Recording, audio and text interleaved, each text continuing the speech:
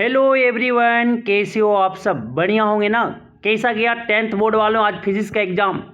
जिनका अच्छा गया वेरी गुड, और जिनका खराब गया उनको भी वेरी गुड, क्योंकि वन पेपर जो आपका फ्यूचर को डिसाइड नहीं करते। तो चलिए हम यहाँ क्या करते हैं, 15 एमसीक्यू के आंसर को सही मैच करते कि आपके कितने सही हुआ, लास्ट में कमेंट करके जरूर बताइएगा। तो चलिए पहला क्वेश्चन का जो आंसर सही होगा, for a body to be in dynamic equilibrium its oscillation should be zero. इनका ऑसिलेशन क्या होना चाहिए? जीरो होना चाहिए। ऑप्शन बी करेक्ट हो जाएंगे। अगला क्वेश्चन बोला गया, question number 2, the energy transformation taking place during photosynthesis in plant is. Photosynthesis के दौरान, प्लांट में जो फोटोसिंथेसिस के दौरान जो होता है, एनर्जी किस में ट्रांसफर होता है? सनलाइट से आपकी केमिकल में ट्रांसफर होता है, मतलब light to chemical. Option C सही हो जाएंगे। ऑप्शन सी करेक्ट हो जाएगा। अगला क्वेश्चन बोला गया, क्वेश्चन नंबर 3। क्वेश्चन नंबर 3 बोला गया, velocity ratio of a block and tackle system of two pulley with the effort in the upward direction. Upward direction में बोला तो टू पुली है तो कितना हो जाएगा? ऑप्शन बी, वेलोसिटी रेशियो भी क्या होंगे? 2 हो जाएंगे। ऑप्शन बी करेक्ट हो जाएगा। अगला क्वेश्चन बोला गया, क्वेश्चन नंबर 4, कि from the figure given below the refractive index of medium B with respect to medium B, आपका क्या दिया हुआ है? म्यू बी ए दिया हुआ है, मतलब क्या होगा? Sine i by sine r. Sine i by sine r क्या मतलब? मीडियम बी से मीडियम ए जा रहा है, तो एंगल ऑफ इंसिडेंस कितना है? साइन आई क्या 45 डिग्री, और आपके जो एंगल आर जो है कितना है? 90 में 30 चला गया तो 60 डिग्री, मतलब क्या हो जाएंगे? Sine 45 degree by sine 60 degree होगा। ये आपका क्या हो जाएगा? आपकी refractive index of medium B with respect to medium A क्या हो जाएगा? कोई ऑप्शन मिल रहा है क्या? ऑप्शन सी करेक्ट हो जाएंगे। 4 का ऑप्शन सी करेक्ट हो जाएगा, सी करेक्ट हो जाएंगे। अगला क्वेश्चन बोला गया, next question number 5। Question number 5 क्या बोला गया? व्हेन ए ब्लैकेंड बल्ब आपकी thermometer is moved beyond the red region of the visible spectrum there is a rapid rise in the temperature, this is due to the presence of. ये किसके presence के होने के कारण हो रहा है, बता सकते हो क्या? इंफ्रारेड रेडिएशन प्रेजेंट होने के कारण। ऑप्शन ए करेक्ट हो जाएगा। अगला क्वेश्चन बोला गया, नेक्स्ट क्वेश्चन नंबर 6, कि a fast moving cyclist stop pedaling on reaching a hilly track if he continues to move with the acquired energy, the assuming no loss of energy। इसका सही जो उत्तर हो जाएंगे वो डी हो जाएगा, his total mechanical energy remains constant. उसका जो टोटल मैकेनिकल एनर्जी रहेंगे वो एनर्जी वो क्या रहेगा? कांस्टेंट रहेगा, एक कंजर्व रहेंगे। ऑप्शन डी करेक्ट हो जाएगा। अगला क्वेश्चन बोला गया, next question number 7, the distance भी of a virtual image formed by a lens of focal length 15 centimeter never exceeds a certain finite value, then this value will be less than or equal to 15 centimeter। देख लो ना, concave lens में कहाँ से कहाँ तक बनता है?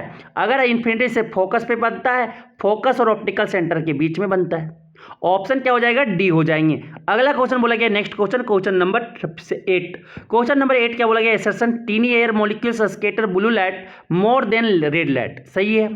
Assertion सही है। The refractive index of medium is greater for blue light and than red light, दोनों सही है, लेकिन बोथ ए एंड आर जो है ट्रू है, लेकिन आर जो है करेक्ट एक्सप्लेनेशन नहीं है ये के लिए। ऑप्शन डी सही है। ऑप्शन डी सही हो जाएगा। 8 का ऑप्शन डी सही हो जाएंगे। अगला क्वेश्चन बोला गया, next question number 9। Question number 9 बोला गया कि आपकी जो गिवन सर्किट में बिलो जो दिखाया गया सर्किट में वो L1 L2 L3 L4 क्या है? लैंप दिया हुआ है। Identify whose. हुज क्या बोला गया? नेचर। नेचर है क्या लिखा हुआ भैया? Failure. Whose failure would not interrupt the power supply to the other lamp. कौन अगर इसमें फेल हो जाएंगे तो पावर सप्लाई नहीं होगा, बता सकते हो क्या?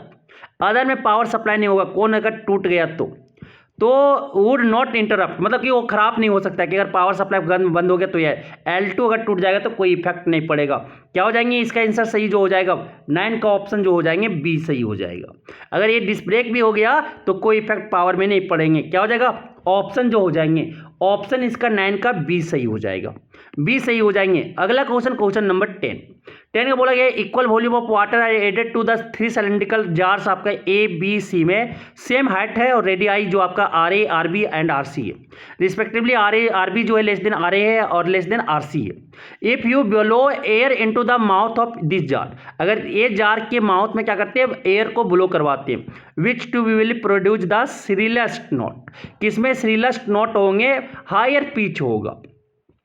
किस में हायर पिच होगा बता सकते हो क्या? ऑप्शन ए में। ऑप्शन ए में ठीक है, ऑप्शन ए में। अगला क्वेश्चन बोला गया, नेक्स्ट क्वेश्चन, कि एक मेटालिक वायर है जिसको स्ट्रेच कर दिया जाता है इन सच अ वे कि उनके जो न्यू लेंथ हो जाता है ट्वाइस हो जाता है ओरिजिनल लेंथ से। तो how does it's specific heat capacity change? तो इसका स्पेसिफिक हीट कैपेसिटी कैसे चेंज करेगा, बता सकते हो क्या? Specific heat capacity, sir specific heat capacity change नहीं करेगा, रिमेन सेम रहेंगे। ऑप्शन डी, ऑप्शन डी आपका हो जाएगा।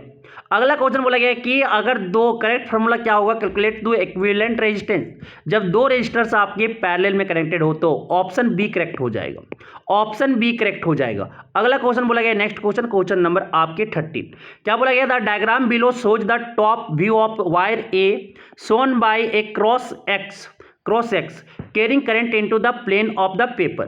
Which of the compasses is correctly aligned with the magnetic field produced by the current carrying wire? तो कौन यहाँ पे कंपास जो है वो रियली सही में आपका पुट किया गया है, तो क्या हो जाएंगे, option A, only one is aligned correct, क्योंकि इनवर्ट जा रहा है तो ये आपका एंटी क्लॉकवाइज होगा, क्या होगा, एंटी क्लॉकवाइज में डायरेक्शन होगा, तो ये इधर, इसका वाला इधर होना चाहिए, इसका वाला इधर होना चाहिए था, इधर ये होना चाहिए थे, एंटी क्लॉकवाइज अंदर जा रहा है ना। ऑप्शन क्या हो जाएंगे, ऑप्शन ए करेक्ट हो जाएगा। अगला क्वेश्चन बोला गया, क्वेश्चन नंबर आपका, क्वेश्चन नंबर 14, कि 3 substance A B and C है सेम मास का और देयर रिस्पेक्टिव मेल्टिंग पॉइंट है। On heating if they melt completely in 5 minutes, A जो है 5 मिनट में मेल्ट कर जाता है, बी जो है 7 मिनट में और सी जो है 3 मिनट्स में। Then which substance has the highest specific latent heat? तो किसके पास सबसे ज़्यादा हाईएस्ट स्पेसिफिक लेटेंट हीट है, किसके पास, बता सकते हो? सब्सटेंस बी के पास, सब्सटेंस बी के पास, जिसके पास सब्सटेंस बी के पास, ठीक है, जो ज़्यादा समय ले रहा है, ऑप्शन बी करेक्ट हो जाएगा। अगला क्वेश्चन बोला रहा है, next question, question number 15, last question, an atom of lithium contain 3 electron 3 proton and 4 neutron, it mass number is.